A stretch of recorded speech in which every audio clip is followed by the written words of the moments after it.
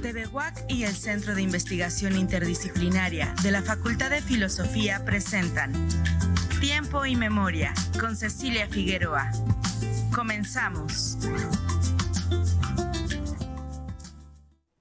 Buenas tardes, bienvenidos a una emisión más de este programa. Estamos en el mes de septiembre, en el mes en el que celebramos, conmemoramos la consumación de la independencia de México, el 27 de septiembre de 1821, para los llamados conservadores y turbidistas, y para los liberales festejamos el 15 de septiembre de 1810, que es cuando inicia la lucha por la independencia, primero con Miguel Hidalgo y Costilla y después continúa con esta lucha social otro cura del clero bajo, que es José María Morelos y Pavón. Y bueno, en este contexto vamos a hablar de qué hay en Querétaro en cuanto a documentos de época que den cuenta de cómo se vivieron estos acontecimientos en la vida cotidiana de las personas comunes, como nosotros, habitantes de época, que es lo que no aparece en la historia oficial o en los libros, y para ello tenemos el gusto de que nos acompañe la historiadora Maribel Mandujano Luna. Ella es la responsable de difusión del acervo de libros antiguos Fondo del Tesoro de la Facultad de Filosofía. Ya nos ha acompañado en otras ocasiones y también tiene una maestría en preservación del patrimonio cultural. Hola, Pati, muchas gracias por acompañarnos. Muchas gracias. Gracias a ti. Oye, pues te dije, Pati, que nos hicieras favor de venir porque tú en este valiosísimo acervo Fondo del Tesoro tienes un diario de época, que es el diario de Francisco Javier Argomanis, un hombre de la época de la lucha de independencia, que se da la tarea de escribir un diario personal, y tú lo tienes ahí, lo has consultado. Platícanos, por favor, primero, quién es este señor y de qué periodo o de qué lapso de tiempo estamos hablando que consigna lo que pasa en Querétaro. Claro que sí. Bueno, el diario de Argomanis es un diario que está comprendido por 6 volúmenes. Abarca desde 1807 a 1821. Entonces, tenemos desde el inicio del movimiento por la independencia hasta la consumación, como mencionabas. Bueno, Argomanis fue un empleado de la Real Fábrica de Tabacos en la ciudad de Querétaro, pero también fue partícipe de la política queretana. Por eso, pues, él, de alguna manera tenía acceso a cierta información durante la lucha. Ok. Y veníamos comentando hace un rato que en realidad, así como testimonio único, pues no nos aporta como mucho de la guerra de independencia, porque se clava mucho en la vida cotidiana. Los habitantes, Pati, de Querétaro y bueno, en general del virreinato, en ese momento, ¿de qué se preocupaban? ¿Qué consignaban? ¿Qué era importante para ellos? ¿Qué tipo de noticias? ¿De qué da cuenta este señor? Pues antes del movimiento, solamente él escribía sobre defunciones, matrimonios, pero todo era sobre la élite queretana. Entonces no hay nada sobre las personas de la otra banda, de los barrios tradicionales, bueno, actuales barrios tradicionales. Entonces todo era novenarios también que se realizaban en el templo de San Francisco.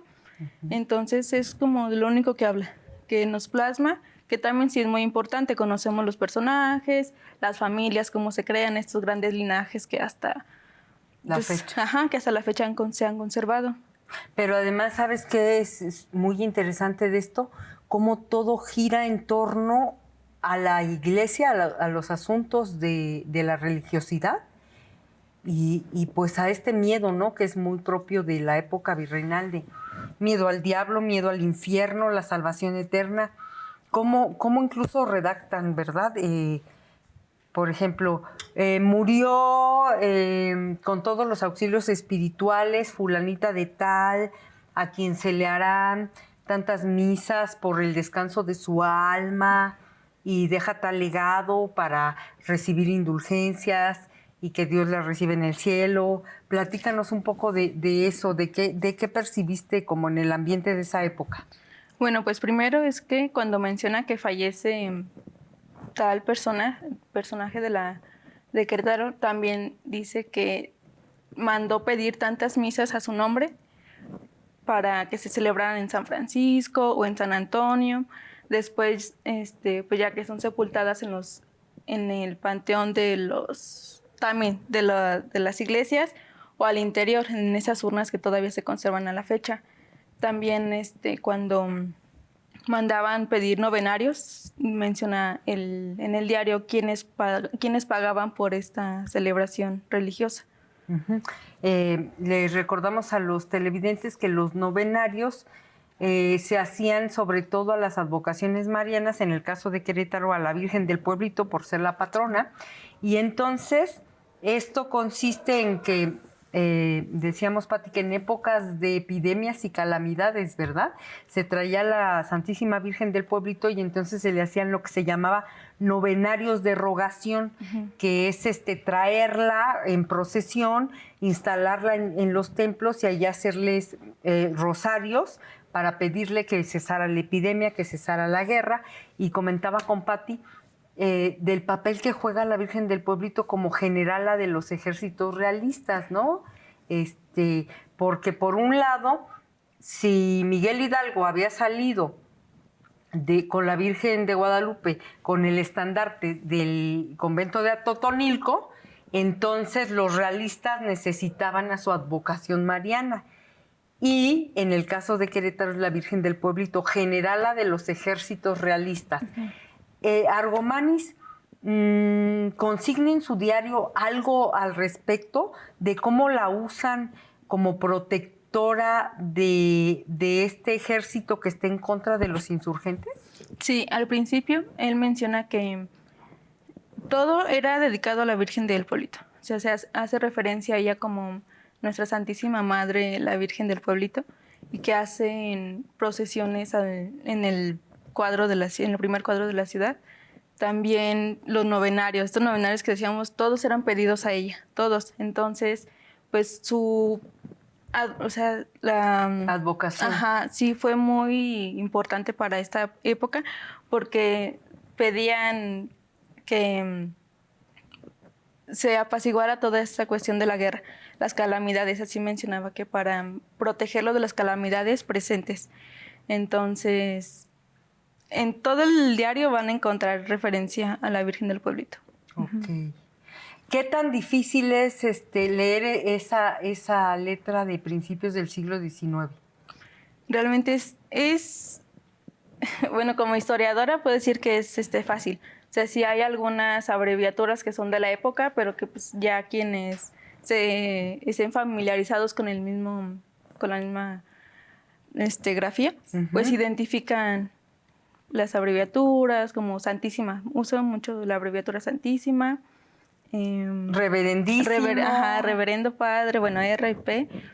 Sí, es fraile, ¿no? Uh-huh. Ok. Sí. Oye, y ya hablamos de quién era el señor Argomanis y te decía que pues sí, se centra mucho en la vida cotidiana, pero afortunadamente déjame decirles a los televidentes a quienes les interesa esta época y temática, hay un libro que les recomiendo que se llama Querétaro siempre fiel, baluarte realista durante la Guerra de Independencia, con el cual la doctora Cecilia Landa Fonseca, que en paz descanse, obtuvo el primer lugar del Premio Alejandrina a la Investigación.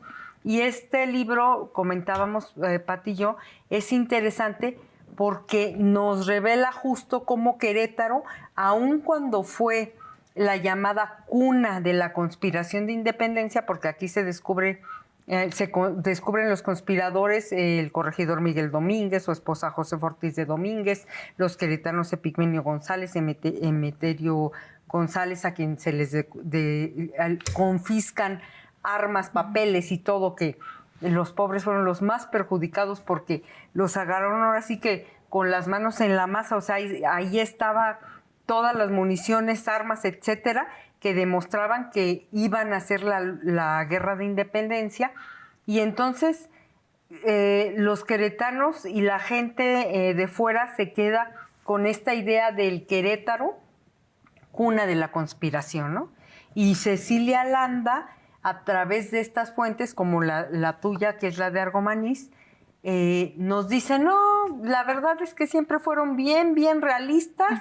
La verdad es que odiaban, alucinaban a los insurgentes, e incluso el clero juega un papel súper importante en asusar a la gente en las plazas públicas, en los sermones de los templos y en todos lados.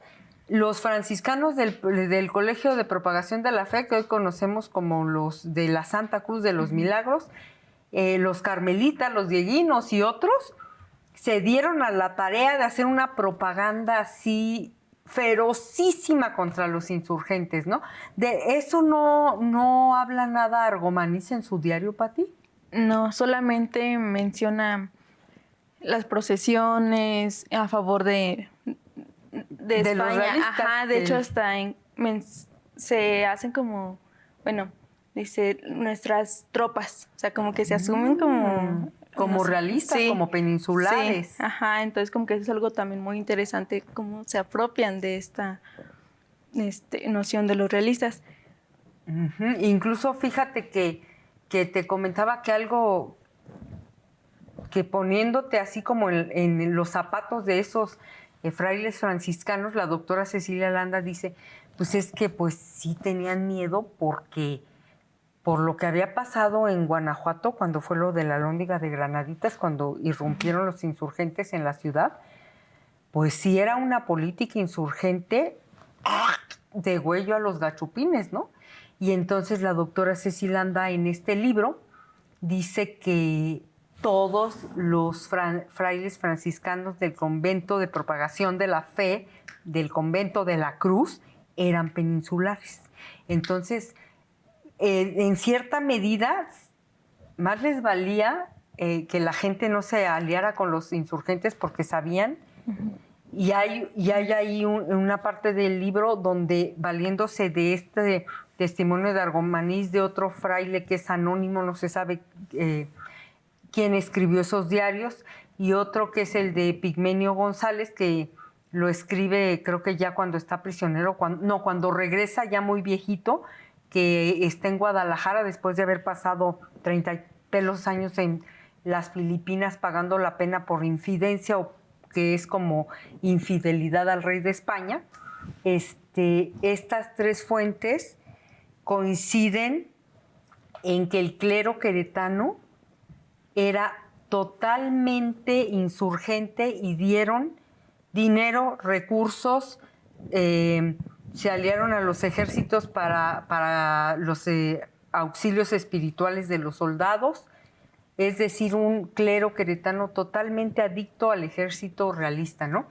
Y lo que tú dices es interesante porque habla de que al menos esa élite, el resto de la población, pues no podemos saberlo como tú dices, ¿no? Porque los que escriben son los de la élite, son contrarios a la lucha de independencia, ¿verdad? Sí, hay unas pequeñas líneas que menciona que el alcalde del indígena, parece, sí, que del gobierno indígena. Ajá, que él dice que ellos están bien con el gobierno de la corona española, que porque hay mucha paz.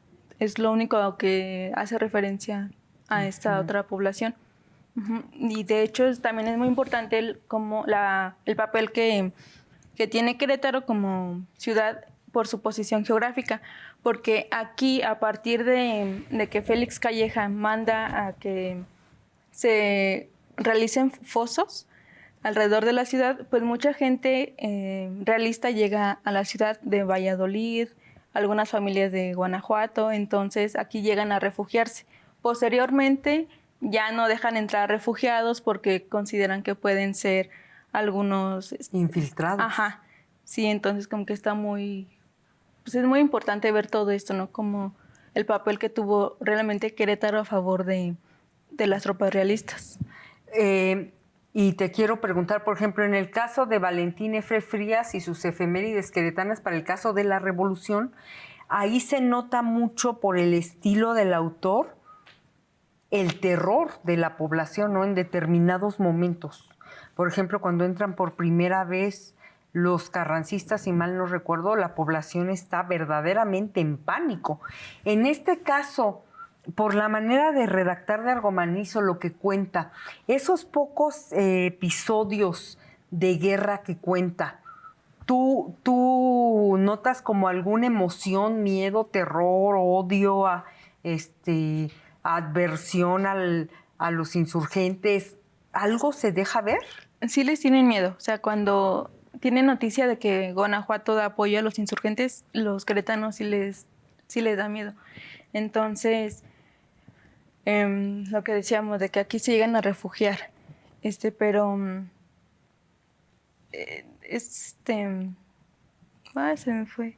Es que es un, ¿cómo habíamos dicho que es un, a partir de que se descubre la conspiración aquí, se vuelve por lo mismo el lugar más seguro de toda Nueva España, porque José María Callejas, que es el general del ejército realista, manda a muchos regimientos de San Luis Potosí, recuerdo, de Miguel Hidalgo, de la Ciudad de México, a varios regimientos como a resguardar este lugar porque está latente la posibilidad de que vuelva a armarse una insurrección, ¿no? De que vuelvan a conspirar. Y entonces, paradójicamente, al haber sido el lugar de las conspiraciones, se convierte en el resquicio más seguro. Y sí, es por eso que se hacen las fortificaciones, ¿no? Que decíamos que podemos pensar fortificación como una muralla, pero aquí es al revés. O sea, en lugar de levantar una muralla alrededor de toda la ciudad, lo que se hacen son fosos para evitar que el enemigo incursione en la ciudad, ¿verdad? Y en ese contexto es cuando tú dices que vienen refugiados. Sí, porque aparte las tropas realistas custodiaban un tramo de este camino real de tierra adentro. Entonces, pues es la única zona segura. Tanto mercancías como familias que venían de la Ciudad de México, pues eran custodiadas por estas tropas que el diario nos dice que eran tropas de 700, 400 personas que iban custodiando los abarrotes, porque llega un momento en el que ya no hay nada para la población. En el 11, ¿verdad? Ajá, es cuando se da un conato de toma de ciudad. Ahí es cuando hay falta de alimentos en Querétaro. Sí. Entonces, Argomanis nos plasma que llegaron mercancías principalmente de la Ciudad de México y que de aquí también las iban a llevar a Celaya y y otras poblaciones de Guanajuato. Y también me comentabas que la élite era custodiada, o sea, las pertenencias de la élite queretana como de la familia Cala, de don Manuel de Cala, que también era funcionario además de ser muy prominente económicamente. Platícanos de esto, de cómo el ejército realista o un contingente le ayuda a trasladar sus riquezas.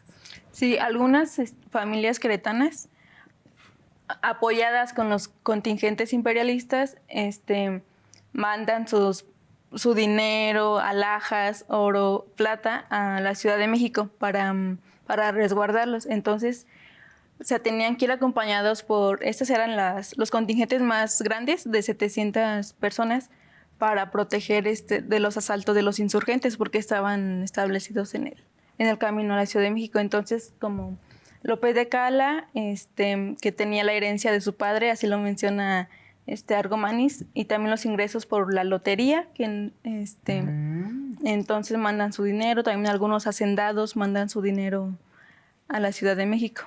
Debió ser muy estresante para las personas pudientes de la época, porque bueno, ahorita metes tu dinero en tarjetas, en inversiones, lo mandas a Suiza, etcétera, Imagínate en esa época en donde ser rico implicaba tener ahí, ¿no?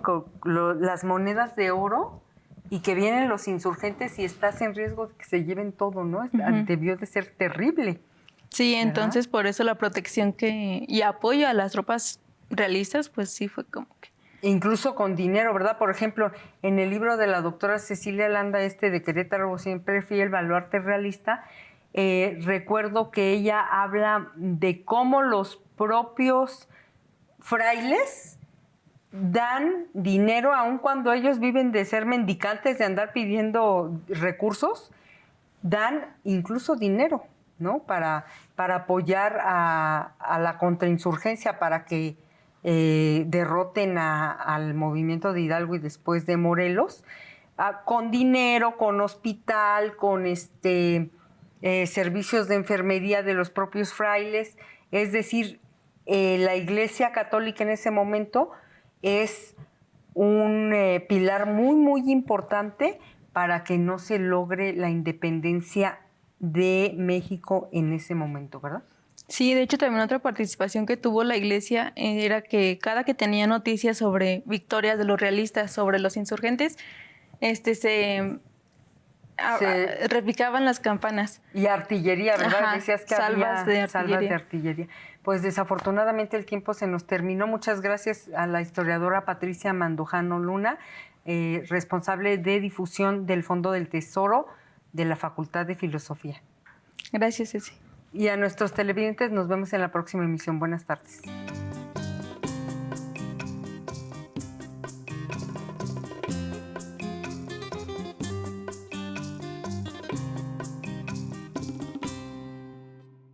Hola, soy Aurora Velasco Aceves Vidrio. Nací en Guadalajara un 1 de agosto y empecé a escribir primero por desahogo, después por necesidad, porque yo creo en las palabras escritas, en su sonido, en su ritmo, en el misterio que encierran. Creo en la capacidad que tienen para arrullar, para acompañar, para acariciar, para golpear. Y cómo combinarlas nos lleva a lugares imaginados, nos despierta sentimientos, nos abre ventanas a otros mundos. Me gusta jugar con las palabras, por eso escribo. Y escribo también para no olvidar, para dejar huella, para contar lo que he visto, lo que imagino y lo que sueño. En el 2003, gané el primer premio de novela corta estatal, el premio Adolfo López Torres Portillo, y de ahí fue la primera publicación. Entonces tengo esa novela que se llama Hasta el año que viene, que salió publicada en el 2004, una novela corta. Publiqué después un libro que se llama Doña Lola, una mujer con alas, que es una biografía novelada. Después se hizo la traducción de Hasta el año que viene, hay una edición bilingüe. Y en el 2015 terminé Cuestión de tiempo, que son una serie de historias de mujeres. Hoy voy a leerles un poco de los dos libros. Este es Hasta el año que viene, es una novela que en el 2004 empezó a tratar el tema de la migración y sobre todo el tema de las dos fronteras, o sea, la frontera con México de los que vienen de Guatemala y luego la frontera norte. Entonces voy a leerles tres fragmentos. En el capítulo 1. Ahora sí viene la buena, cabrones. Así es que oigan con atención que a la hora de la hora lo que se juegan es el pellejo, su pellejo. Se sentaron en el suelo junto a una enramada cerca de la frontera, unos contra otros, sin hablar, esperando, rezando, pensando. No se escuchaba nada más que la voz grave de Roque y el zumbido de los moscos. Era casi de noche. Esta novela es la historia de una pareja de Guatemala, indígenas de Guatemala. ¿Y qué pasa cuando Miguel decide irse al norte, pero tiene que pasar dos fronteras, y la mujer se queda en la comunidad con la vida tradicional? Bueno, otro fragmento.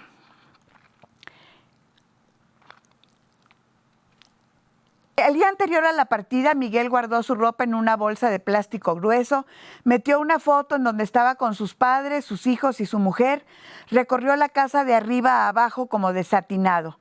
En la noche se despidió con un beso de Pedro, Lázaro y Anselmo. Cuando ellos se durmieron, habló con Sebastiana como no lo había hecho nunca. Le dijo que la quería, que se iba porque ya estaba harto de tanto trabajar para nada, que quería ganar para tener mejor vida. Le pidió que se hiciera cargo de la parcela, que no dejara de sembrar aunque fuera poco. Ahora tú eres la que lleva las riendas de la casa. Pórtate bien para que no hablen de ti y espérame, yo voy a regresar. ¿Cuándo?, preguntó Sebastián, haciendo un esfuerzo por contener el llanto. No sé, dijo Miguel en voz baja, pero en cuanto pueda te mando recado para que sepas dónde estoy y tu corazón no llore. Luego extendió el mapa que compró para enseñarle a dónde iba. Y luego un pequeño fragmentito en esta novela. Tiene un lugar muy importante la radio comunitaria, en donde yo he trabajado durante muchos años. Dice: en San Miguel, los domingos desde las 7 de la mañana, el personal de la radio coloca altoparlantes para que el pueblo escuche la misa de 8 que es grabada. Las complacencias, las noticias, los avisos. Así, mientras las mujeres compran y los hombres se sientan al sol en las bancas, todos se enteran de lo que pasa. El mercado se instala alrededor del atrio. Canastos con frutas, frijoles rojos, rosas, negros, verduras, puestos de lazos de plástico y cántaros de barro con 3 orejas, hilos y cortes, sal de grano, pimientas, ajonjolí, hierbas de olor y hierbas medicinales.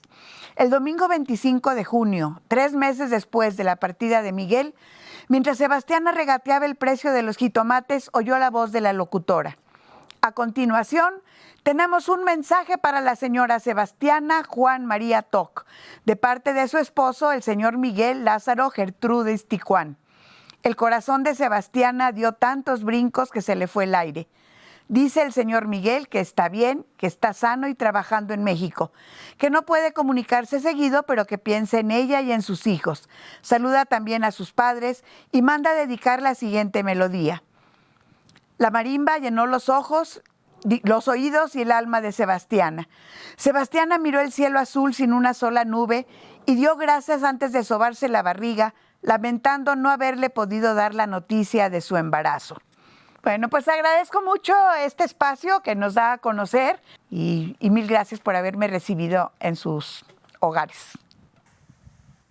TVUAC y el Centro de Investigación Interdisciplinaria de la Facultad de Filosofía presentaron Tiempo y Memoria con Cecilia Figueroa. Gracias por acompañarnos.